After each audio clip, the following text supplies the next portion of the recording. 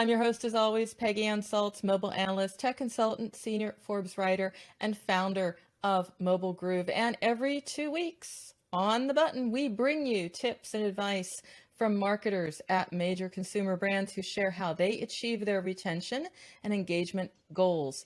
And their success and this show is powered by Clevertap, headquartered in Mountain View, California, with offices in Mumbai, Singapore, and Dubai. Clevertap is a modern integrated retention cloud that empowers digital consumer brands to increase consumer retention and lifetime value.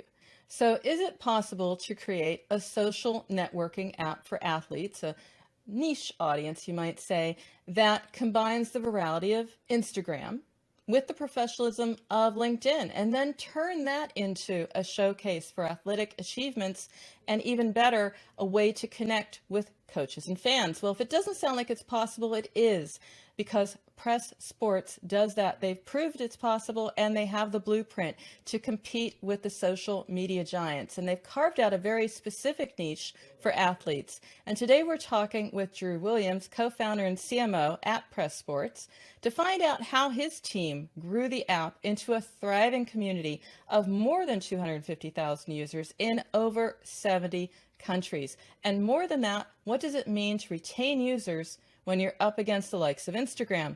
Well, we're going to find out, as I said, with Drew. Drew, here you are. I've told a little bit about your app, but we're going to talk about it in more depth. So let's just dive in there. Great to have you.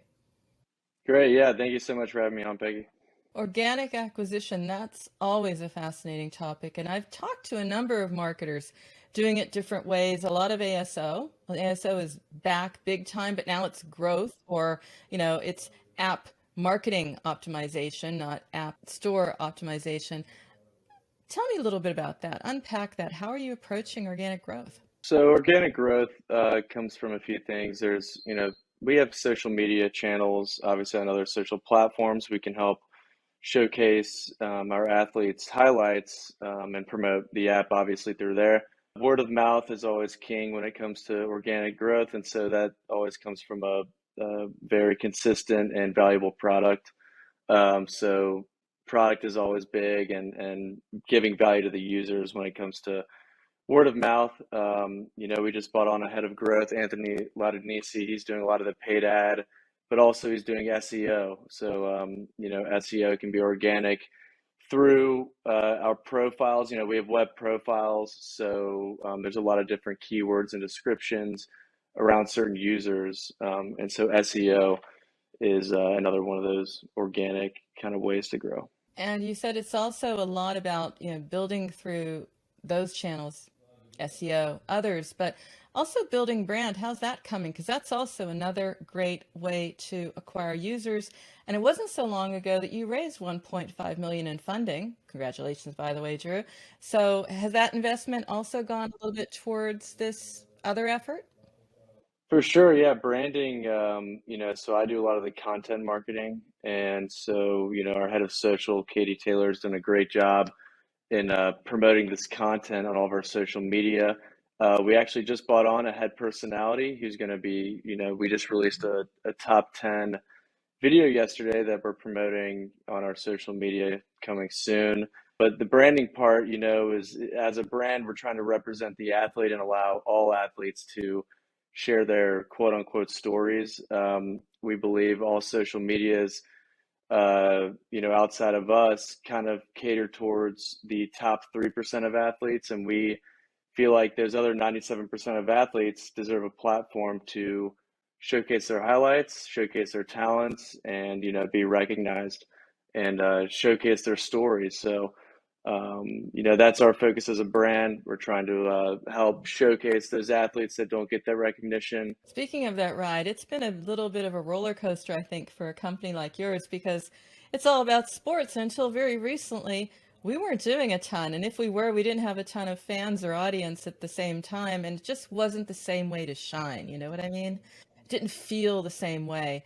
How did that change? What have you been through? I mean, you've gone through COVID, you've made it in flying colors, really in flying colors, even differentiated a bit, or diversified a bit, to make almost a virtual event or a virtual activity more real. Tell me a little bit about that.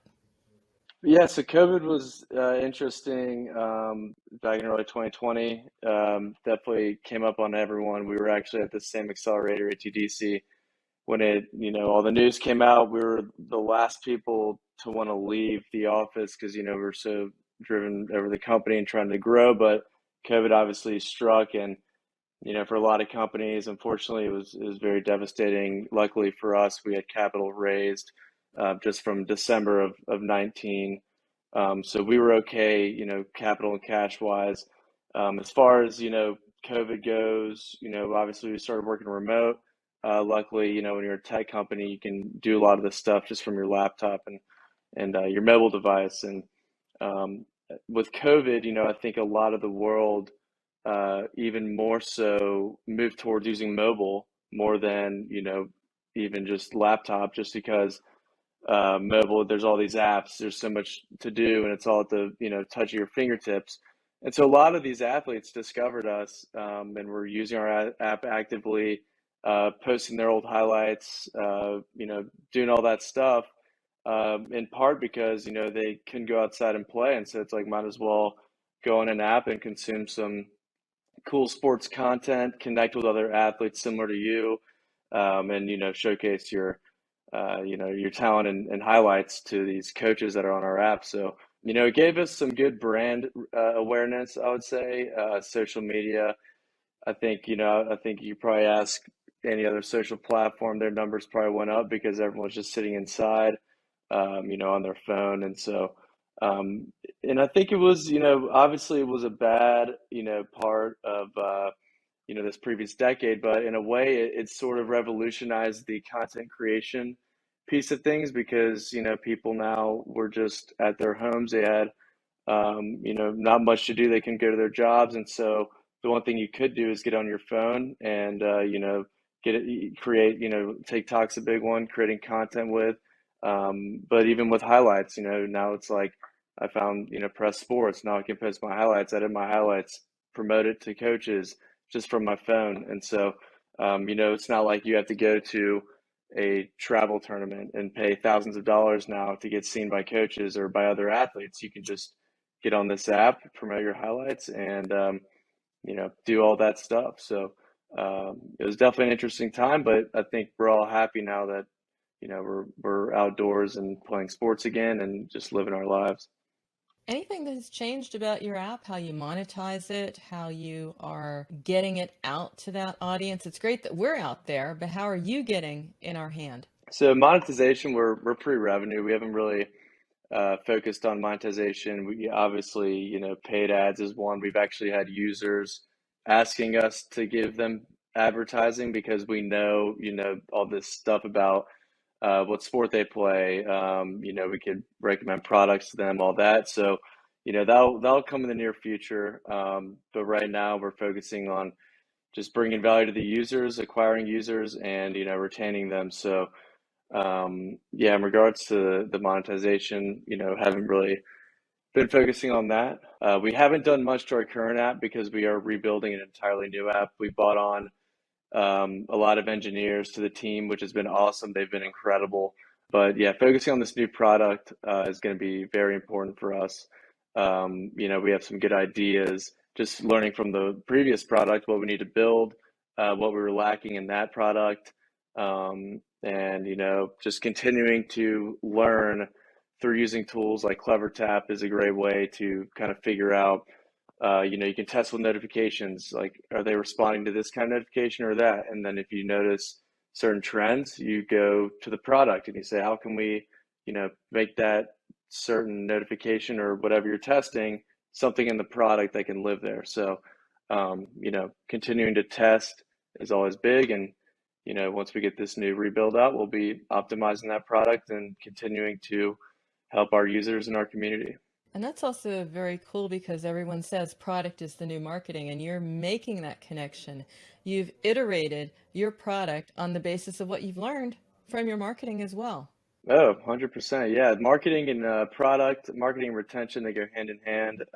You talked about organic growth, like that's king to growth. You can only pay for so many users. Paid ads is more so a put a little gas on the fire, you could say. It's more so to get things going, but it isn't. the end all be all. So, organic growth is always extremely crucial. And the way to get that is just giving the user a good experience. If, you bring a user on and you get them to understand the value of the product, sooner or later they're going to tell their friends about it. Their friends are going to get on. Their friends' friends are going to get on. And the same with any sort of product or any app out there. It's product is always king towards retention. You can do so much. Customer marketing with Clevertap's obviously helped, but just putting in yourself in your own shoes, like if you get notifications and all this stuff from an app, but you don't really enjoy the app, it's like none of that really matters. So, just focusing on, getting feedback from the users, figuring out, what they really enjoy and optimizing towards the product is always really important to growth and sustaining that growth. You are going to have a rebrand and a new type of app. But let's talk a little bit about your app currently, because what's interesting is that it allows me to share, allows me to post my highlights, get discovered, but that's also an experience, a journey where I can drop off or I can miss the plot or whatever. How do you nudge users along that path?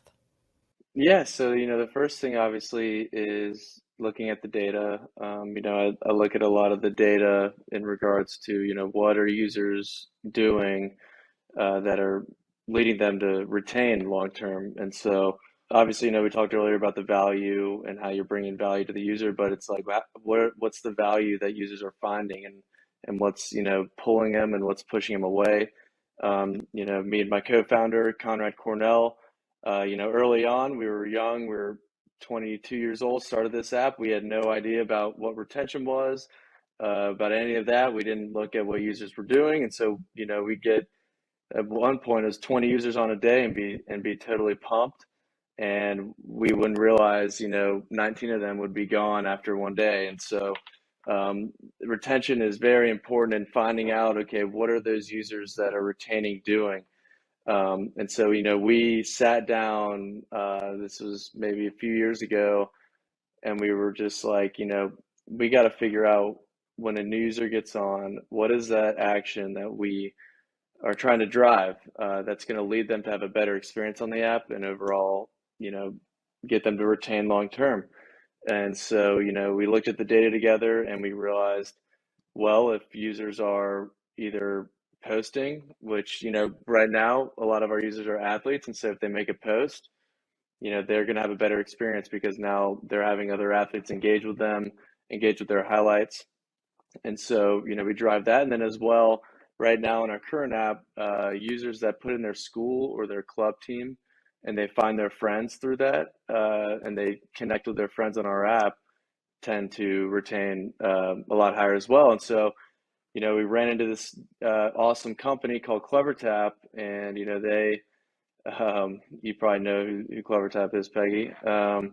And so we met with Mackenzie, who's been great with us. She's a representative at Clevertap, and we were talking to her about certain things we're trying to drive for new users. At that point, we were essentially just sending notifications blindly through our own back-end software. There was no sort of platform to do all that. And so we met with Mackenzie, got everything set up, and we created these journeys that essentially would send certain notifications based on what a user did and didn't do in their sign up in their first experience. So they'd get on our app and do some stuff here and there, and based on what they did, we would kind of help guide them, whether through notifications, pop-ups, emails, to make that first post. And one thing you got to be careful of, obviously, is you don't want to be pushy. You don't want to be, if you come off pushy, it'll push the user away. It'll come off like, why do you want it so bad? And it won't make them feel safe. You always want the user to feel safe and comfortable when they join any sort of new environment, which would be our app. And so, testing with Clevertap on notifications, what works, what doesn't, putting the right content in front of them. That's something in the rebuild we're really going to be focusing on is, if a new athlete joins the app and he sees a few of his friends' highlights, he's probably going to be more likely to post his own. So, optimizing towards that makes them feel more comfortable. It's kind of a social proof aspect to them. But, continuing to optimize towards those activation metrics is crucial. And figuring that out, as soon as possible when really in any product, you want to figure out, what is that value that you need to push the user, that action that you need to push the user to take to get that value from the app. And so Clevertap's been great there, and working with Conrad has been great there as well. And Brandon, who's our COO, has helped a lot there. So just continuing to optimize towards those metrics is very crucial, and Clevertap's been a big help there. As you said, it's about finding out what those events are that define a valuable user, because then you want to say cohorts, I want to see that these users are doing these actions, because then they are going to be the valuable users. Maybe the others, you just let them go. I'd like to talk a little bit more about deeper in the funnel. What happens when users of the app drop off or even out of the app? Can you tell me a little bit about the approaches you're using to reignite these relationships, or even win back the users? Yeah, so in marketing in general, it's a lot easier to resurrect a user than to buy a new one. And so, resurrection is very important.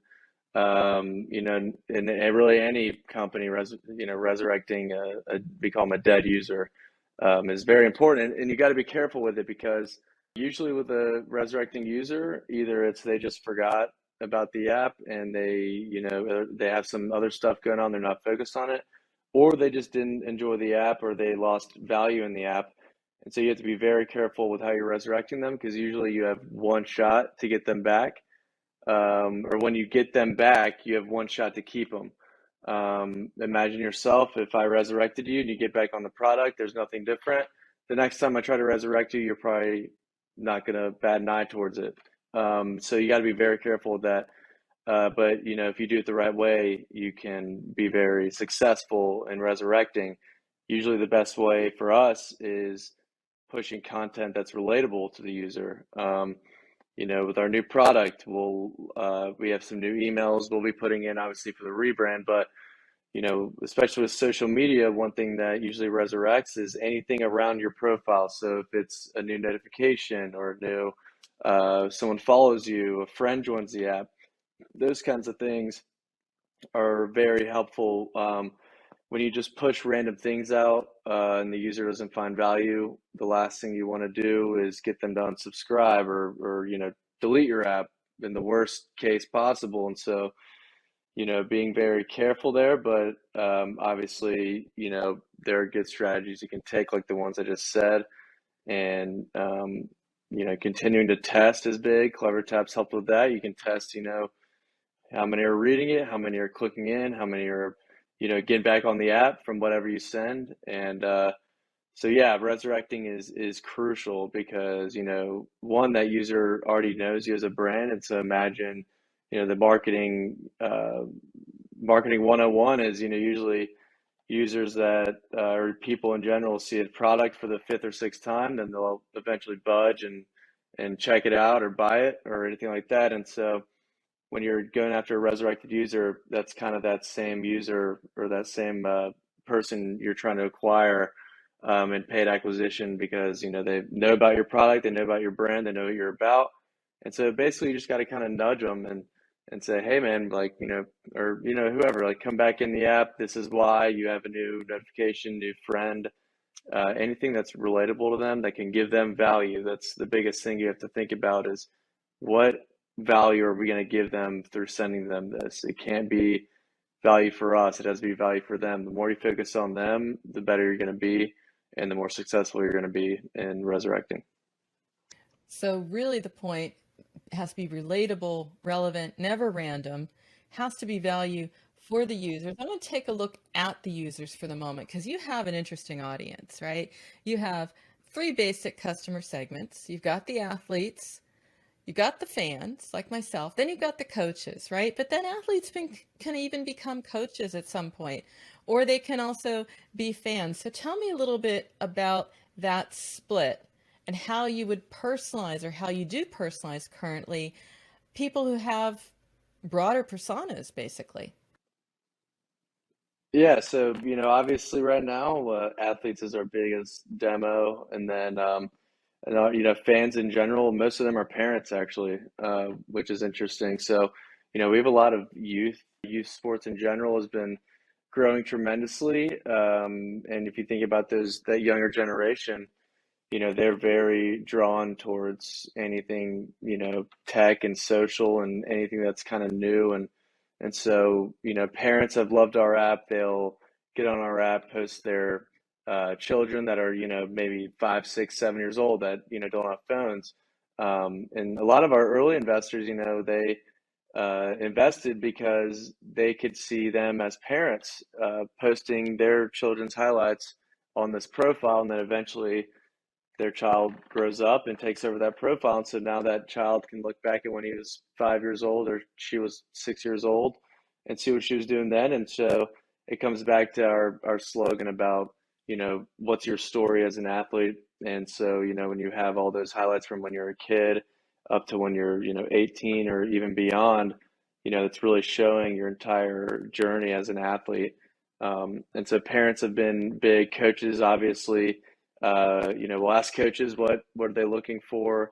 They're looking for, obviously we'll ask what sport they play, but they're looking for example, football. So are you looking for a running back? Are you looking for a running back in your state? That kind of stuff. And so we'll feed them, prospects and content towards them that they're looking for. And it comes back to you're providing value for each different demographic. It's obviously different for coaches than it is for athletes. And so then fans in general, as we continue to grow the athlete side of the product, fans will follow. Parents right now, I'd say, are the biggest fans. And they are the biggest fans, but they are the biggest fans most of our fans on the app are parents, because, they're supporting and supporting their children on the app. And so eventually, we'll have, we have organizations and teams on the app, but once we have a bunch of athletes, because athletes are also fans in a way because they engage and watch other highlights. So, once we grow out that athlete persona and that athlete community, fans are going to join because of all the influx of content and all the, teams on the app that they're fans of.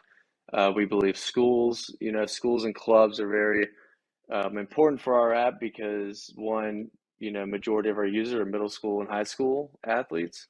We do have college athletes, but I think starting with the high schools and middle schools will be important. And once you get all the athletes on, now, the parents and the fans of that school can get on and engage with that team. So we're on the right path there. There's never been a place where schools and even just any sort of team can really connect, not just, through chatting and forums, but through highlights and all that. So, continuing to optimize the product towards that and tweaking things here and there is, what we're doing for each different type of user. The whole time, boy, if we could have had this when I was in high school, that would have been amazing. And that's probably also what's going on here. You're building that community. I'm hearing content, I'm hearing community, I'm hearing context as well. These are coming together. We do have to, however, bring it to a close. So in one top line takeaway here, what is the one thing you've done to get the biggest uplift that you've seen? I'll give you two, but they're very similar. I would say testing constantly, trying things and failing fast. That's going to help you a lot, learning from your users and figuring out what, the value is and what you're offering to users, what they enjoy, what they don't. So testing and failing fast is very important. And then talking to your users, you're growing this community. That's, our biggest goal is to create this really cool community of athletes as a brand and on our platform and getting feedback just from them, talking to them. They're going to help you out as a, young startup. Community is always important. And so yeah, just getting to know your users and testing, I would say, are the two biggest ones. And then obviously perseverance. You're going to run through some bumps. And so, constantly going at it. You're going to fail. That's just part of it. And continue to work and work with your team, work with your teammates on your team, and continuing to grow as a company just together is extremely important. You gave us a lot of great ideas here, Drew, and got it really good insights into what you're becoming as a company as well. How would our audience best stay in touch with you as you develop and release and rebrand your new app, or maybe just to connect with the community that you're creating and all that content as well, not to mention the influencers? So what are the best ways? Yeah, so obviously download our platform. It's on the iOS store and Play Store. Press Sports is what's called. It's free, so don't worry about paying. Everything's free. Engage with other athletes, post your content, engage with other content, do whatever you'd like. We have a lot of social media platforms. We have Instagram, YouTube, Twitter, TikTok. They're all Press Sports. You can just search them. Those platforms are usually to promote some of the highlights, but if you really want to see all the highlights, you should go on our app. And then, you can go on our website as well, www.pressportsapp.com, and, subscribe to our newsletter. We have some blogs coming out soon. And then, the rebuild is coming out, in June. So definitely check it out. And yeah, that's about it from my end. Thank you so much for sharing today, Drew, and being on Mobile Presence. Yeah, thank you so much, Peggy. Always a great time coming on with you guys. And like I said, you guys have been incredible, just us as a company, and continue to see you guys grow just as much as I enjoy seeing us grow. So thank you so much. And again, thank you, Drew. And of course, Drew has shared his journey and to help marketers and organizations with insights and direction they need to drive customer connection and retention. Then you can email me, Peggy@mobilegroove.com is where you can find my portfolio of content marketing and app marketing services. So until next time, remember, every minute is mobile, so make every minute count. Keep well, and we'll see you soon.